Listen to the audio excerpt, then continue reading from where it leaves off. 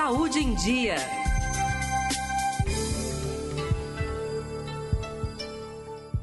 A conscientização sobre a importância do autoexame, da mamografia e do diagnóstico precoce do câncer de mama são a tônica do Outubro Rosa. Contudo, um outro aspecto também merece atenção, embora nem seja sempre discutido, que é a preservação da fertilidade.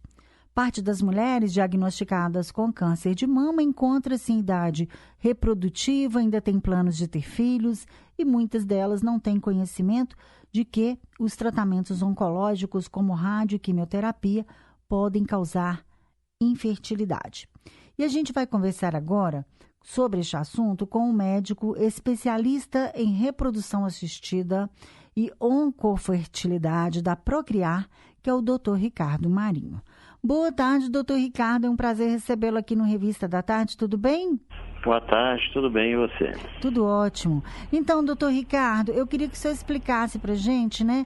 As chances de cura do câncer de mama, elas chegam a 90% se diagnosticado precocemente, né? Então, diante disso, como é que fica aí a preservação da fertilidade, né?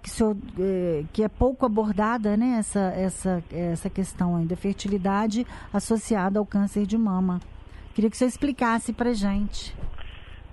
Pois bem, o câncer de mama hoje, como você bem disse, diagnosticado precocemente leva a uma chance de cura muito alta. E muitas mulheres vão ter esse diagnóstico ainda jovens, e até porque muitas mulheres hoje atrasam a maternidade, vão estar ainda nos 30 e poucos ou mais do que isso, né? Mas antes dos 40, e ainda desejam ter o primeiro filho ou outros filhos. O problema é que os tratamentos disponíveis, em algumas situações, nem sempre, vão incluir a quimioterapia, e essa quimioterapia pode comprometer a função reprodutiva, destruindo a reserva ovariana dessa mulher e comprometendo a fertilidade futura.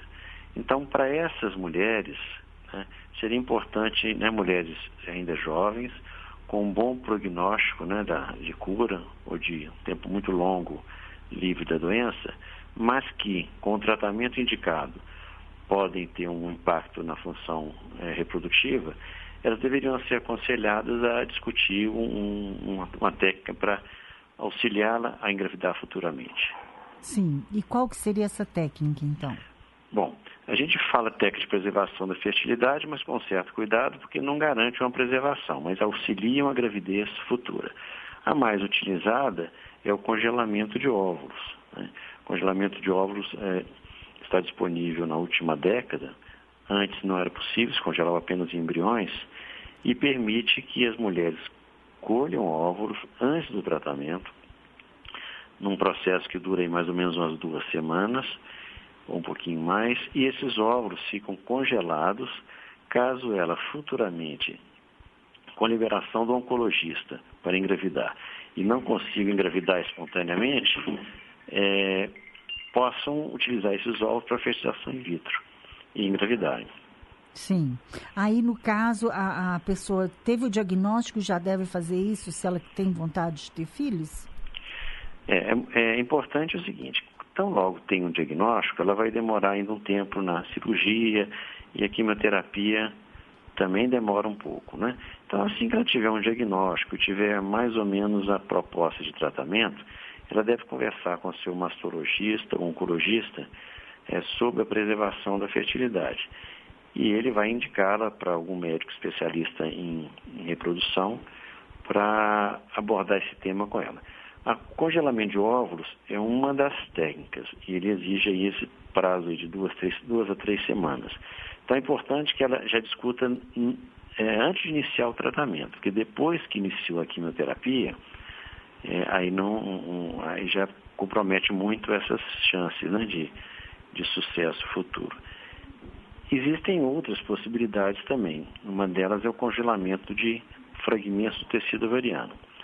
É uma técnica ainda experimental, porque ela não está muito bem padronizada, os resultados não estão muito certos, mas existe mais de uma centena de nascimentos no mundo, utilizando o congelamento do tecido ovariano, um fragmento do tecido ovariano, para um retransplante para a mulher futuramente, quando ela quiser engravidar.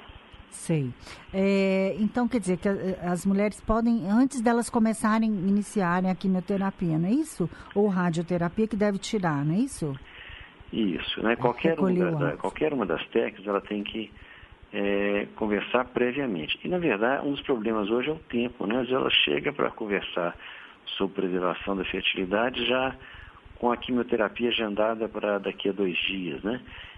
A gente entende que são muitas providências que ela tem que tomar previamente, né? Tem o impacto do diagnóstico, tem que organizar os exames, os tratamentos, né? E às vezes ela só vai lembrar disso, só vai discutir isso com o médico mais tardiamente. Às vezes ela está com um tempo muito curto e com dificuldade, especialmente para colher os ovos, né? Que ela precisa tomar medicamentos para poder induzir a ovulação e depois colher através de uma punção vaginal. Por isso é importante essa discussão ser feita logo que ela tem o diagnóstico, né? Então, mas para as mulheres jovens, né, que têm ainda uma boa chance de ter filhos, engravidarem. Certo. E tem consequência, por exemplo, se a mulher não faz isso e depois tem um filho, depois de uma quimioterapia, tem consequências para o bebê, doutor? Pode ter? Se ela conseguir, né? Que ela pode ficar infértil, né? Agora depende muito, assim, são várias coisas. Depende do tipo de tratamento que vai ser feito, da dose, né? Porque assim, várias drogas que são utilizadas. Algumas são mais tóxicas para os ovários, outras menos, né? Então vai depender do tipo de droga, da dosagem, da duração do tratamento. Mas a gente tem que lembrar também que às vezes a mulher vai tratar e vai ficar algum tempo sem poder engravidar. Então aí nós vamos adicionar o impacto da quimioterapia mais a idade, né? Que vai comprometer o resultado. Mas muitas vão poder engravidar espontaneamente sem nenhum problema para a criança, né? É só porque a gente não... tem algumas drogas que são de alto risco para falência ovariana, outras de médio risco, outras de baixo risco. Tá ótimo. E aí vocês fazem esse trabalho aí na Procriar, não é isso? Sim. Uhum. Tá. Então eu queria que você deixasse o site aí para os nossos ouvintes. A paciente que quiser alguma informação, ela pode procurar o site da Procriar, que é www.procriar.com.br. Lá existem informações sobre os diversos procedimentos que são disponíveis em diversos centros de reprodução humana. Tá ótimo. A gente agradece então ao Dr. Ricardo Marinho, que é especialista em reprodução assistida e oncofertilidade da Procriar. Obrigada, um prazer recebê-lo, doutor. Um abraço. Muito obrigado, o prazer foi meu.